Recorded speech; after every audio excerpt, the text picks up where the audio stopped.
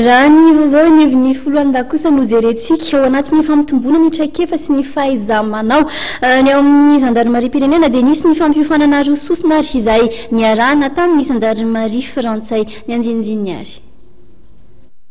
Nisy ny fiofanana nataon'ireo zandary mpitaingina moto na ny motard natao teny mitoby lieutenant colonel Moazy Andriamasolo teny Fort Duchesne nandritra ny telo volana ka ny 20 aprily 2024 teo no mivoaka tamin'ny fomba ofisialy. Ireo zandary ireo dia miandraikitra ny fisorohana ny lozam-pifamoivoizana eny amin'ny lalam-pirenena. Mpampiofana roa avy amin'ny escadron départemental de la sécurité routière du sud de l'océan Indien no nitondra ny fahaiza-manao tamin'izany fitengenana moto izany, mikasika ny escorte sy mifandrindrana ny fifamoivoizana.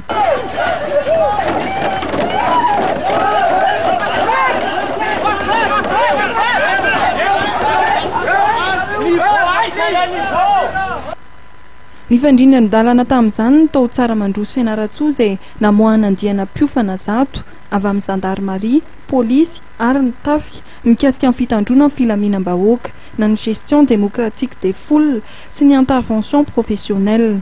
Manamboninahitra malagasy avy amin'ny centre de formation des unités mobiles eny Ivato sy ny zandary frantsay roa no nanome fiofanana tamin'izany.